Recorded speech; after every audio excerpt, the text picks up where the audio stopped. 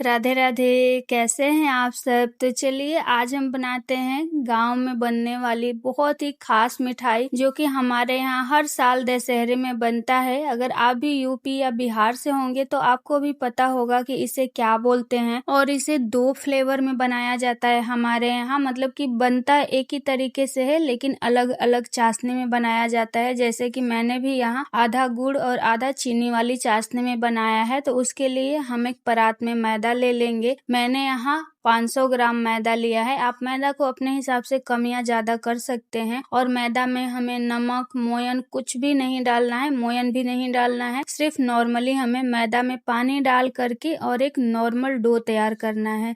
ना ही ज्यादा गीला होना चाहिए और ना ही बहुत टाइट। मैदे का हम एक नॉर्मल डो तैयार कर लेंगे। अगर आप लोगों को इस मिठाई का नाम पता है तो आप कमेंट करके मुझे जरूर बताइएगा कि आपके यहाँ इसको क्या बोलते हैं। और वीडियो पसंद आए तो प्लीज प्लीज लाइक और शेयर भी कर दीजिएगा। तो यहाँ हमारा मैदे का डो बन करके तैयार है और आप देख सकते हैं कि ना ही बहुत ज्यादा हार्ड है और ना ही बहुत ज्यादा सॉफ्ट। इसे ढक करके हम 15 से 20 मिनट के लिए रेस्ट पर रख देंगे। और यहाँ मैंने एक बर्तन लिया है और उसमें हम डालेंगे 3 से 4 चम्मच चावल का आटा। चावल को आप मिक्सर में बिल्कुल फाइन करके पीस लें। और उसके बाद हम इसमें डालेंगे रिफाइंड का तेल। वैसे तो ये सरसों के तेल में बनता है लेकिन बहुत लोग नहीं खाते हैं, इसीलिए मैं यहाँ यूज नहीं कर रही हूँ। आप सरसों या रिफाइंड दोनों में से कोई तेल ले ले। यहाँ घी का इस्तेमाल हमें नहीं करना है। और चावल और तेल को हमें अच्छे से मिक्स कर लेना है। और मिक्स करके देखिए ऐसा हमें सिलरी तैयार करना है इसका, मतलब ऐसा ये गिरने वाली कंसिस्टेंसी में होनी चाहिए। देखिए इस तरीके की। तो ये हमारा सिलरी तैयार हो गया। तो इधर हमारे डो को रेस्ट करते हुए 15 से 20 मिनट हो गया है। तो उसके बाद हम एक बार इसे फिर से मसल लेंगे ताकि एकदम अच्छे से ये सॉफ्ट हो जाए। और मसलने के बाद हम सूखा मैदा ले लेंगे परात में एक तरफ और इसको हाथों में ऐसे लगाते हुए और इसमें से 4-5 जितनी भी लोइयां हो सके कट कर लेंगे। लेकिन बड़ी बड़ी लोइयां ही कट करनी है। देखिए मैंने यहाँ इतने सारे में से 4 लोई ही कट करके तैयार किया है। और उसके बाद हम इसे बेलेंगे। तो आप चाहें तो चकला पर बेल सकते हैं लेकिन यहाँ नीचे आसानी रहेगा, हम जितना बड़ा चाहे बेल सकते हैं। और इसमें हमें सूखा मैदा लगाते हुए, मतलब थोड़ा थोड़ा ऐसे उलट पलट के छिड़कते हुए, और इसे हमें एकदम पतला बेल लेना है। आप जितना हो सके उतना पतला इसे बेल लें। तो यहाँ मैंने बिल्कुल पतला सा बेल के तैयार कर लिया है। आप यहाँ देख सकते हैं कि कितना पतला बेल के मैंने इसे तैयार किया है। और हमने जो तेल और चावल के आटे का सिलरी तैयार किया था उसे लेंगे। तो एक बार हम अच्छे से मिक्स कर लेंगे और मिक्स करने के बाद इसके ऊपर हम 2.5 से 3 चम्मच के करीब डाल देंगे। और डालने के बाद हमें इसे हाथों से ऐसे चारों तरफ अच्छे से लगाना है। आप इसे जितने अच्छे से लगाएंगे उतना बढ़िया हमारा मिठाई बन के तैयार होता है। ये लगता है क्रिस्पी बनाने के लिए क्योंकि हमने मोयन वगैरह कुछ नहीं डाला है। तो इसे अच्छे से हमें लगाना होता है ताकि हमारा मिठाई एकदम क्रिस्पी बन के तैयार हो। और सिलरी को लगाने के बाद इस तरीके से हमें इसे रोल करना है। तो बीच में गैप नहीं रहना चाहिए। अच्छे से हम इसे रोल करेंगे, बहुत आसानी से हो जाता है, बस थोड़ा सा ध्यान रखें आप और ऐसे रोल कर दें। देखिए पूरा हमें एक में ही इसे लपेट देना है। तो ये हमारा रोल तैयार हो गया। और रोल करने के बाद हम एक चाकू लेंगे और इसके ऐसे पीसेस कट कर लेंगे। तो बहुत बड़े बड़े पीसेस नहीं करने हैं, ऐसे मीडियम साइज के हम इसके पीसेस कट करके तैयार कर लेंगे। तो अभी बाकी की जो 3 लोइयां बची हुई हैं उनका भी हम सेम इसी तरीके से बना करके तैयार कर लेंगे। तो यहाँ मैंने चारों लोइयों के बना करके तैयार कर लिए हैं। देखिए यहाँ सारा हमारा तैयार हो गया है। तो चलिए फाइनली अब हम इसे बेल के और कट कर लेते हैं। तो इस तरीके से हम पहले फ्लैट करेंगे। जिधर से लेयर दिख रहा है ना उधर से हमें फ्लैट नहीं करना है, इस साइड से करना है। और इसे हमें बिल्कुल पतला बेलना है। जितना पतला आप हो सके उतना पतला आप बेल लें।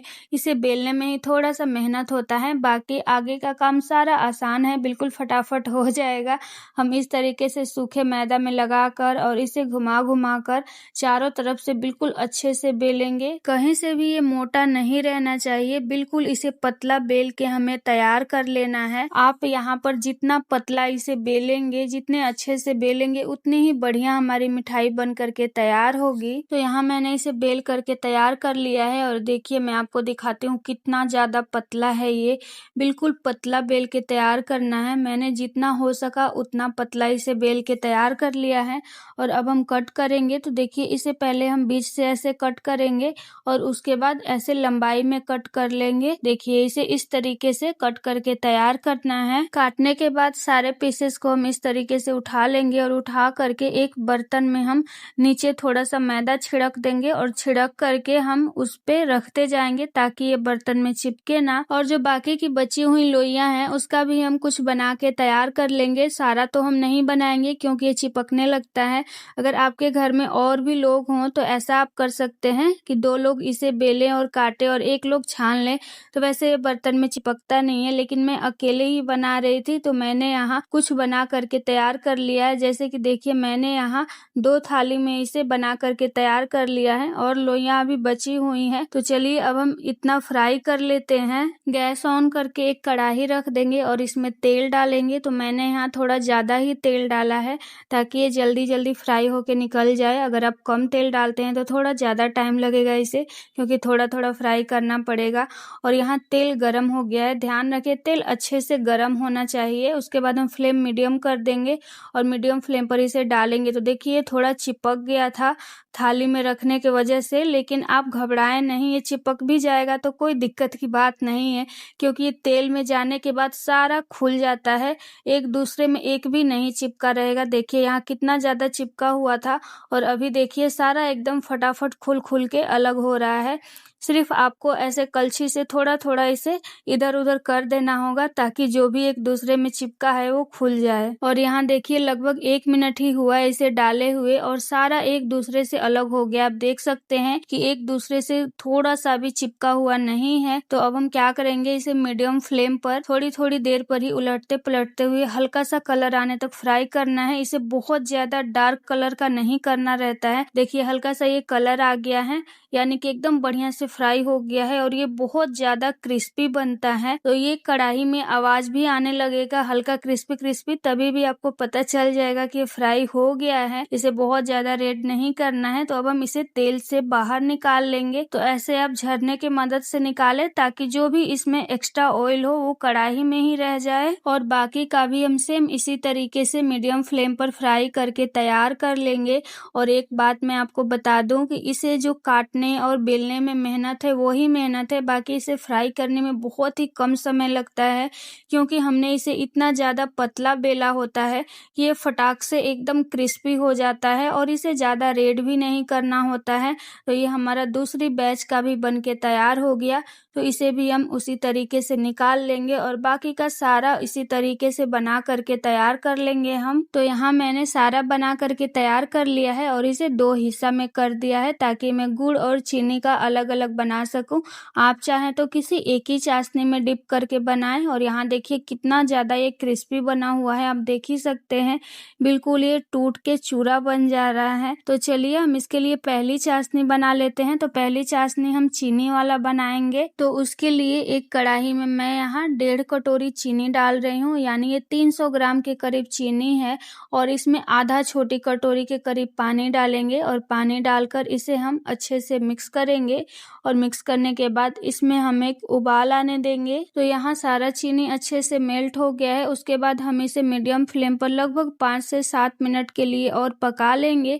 और ऐसे हम थोड़ी थोड़ी देर पर बीच बीच में चलाते रहेंगे। यहाँ चाशनी को पकते हुए 5 से 7 मिनट हो गया है। तो इसे हम एक बार चेक कर लेंगे। तो चेक करने के लिए चाशनी को हम थोड़ा सा पानी में डालेंगे और पानी में डाल करके इसे हम इकट्ठा करेंगे और इकट्ठा करके ऐसे हम गोल बना के देखेंगे। तो देखिए इसका एकदम बॉल जैसा बढ़िया सा बन जा रहा है, यानी कि हमारा चाशनी अच्छे से पक के तैयार हो गया है। देखिए इस तरीके से इसका बॉल जैसा बनना चाहिए। तो हमारा चाशनी यहाँ तैयार है। तो अब हम इसमें इसे डाल देंगे और डाल करके हमें लगातार चलाते रहना है लगभग 2 मिनट तक। 2 मिनट तक हम लगातार चलाते रहेंगे तो सारा ये एक दूसरे को छोड़ देगा। अगर आप चाशनी को अच्छे से नहीं पकाते हैं तभी ये सारे एक दूसरे में चिपटे रहेंगे। अगर चाशनी अच्छी बनी है तो ये सारे एक दूसरे से अलग हो जाएंगे। तो देखिए अभी यहाँ लगभग 2 मिनट भी नहीं हुआ और सारा एक दूसरे से छोड़ दिया। और आप देख सकते हैं कि जो चाशनी है सारी मिठाई पर अच्छे से कोट भी हो गई है।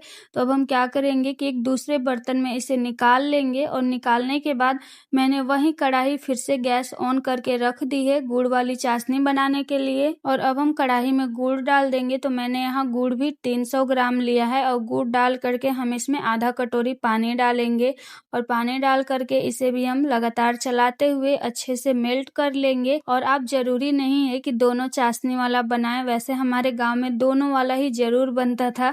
आप चाहें तो सिर्फ गुड़ वाला ही बना लें या सिर्फ चीनी वाला भी आप बना सकते हैं या आप दोनों बनाएं, ये आपके मर्जी के ऊपर है। गुड़ के मेल्ट हो जाने के बाद मैंने यहाँ 5 से 7 मिनट के लिए इसे भी पका लिया है। और अब हम एक कटोरी में पानी लेंगे और इसे भी हम डालेंगे इसमें और डाल करके इस तरीके से हम चेक करेंगे। तो देखिए इसका भी ऐसे गोल बनना चाहिए। अगर गोल ऐसे नहीं बन रहा है तो आप इसे और थोड़ी देर के लिए पका लें।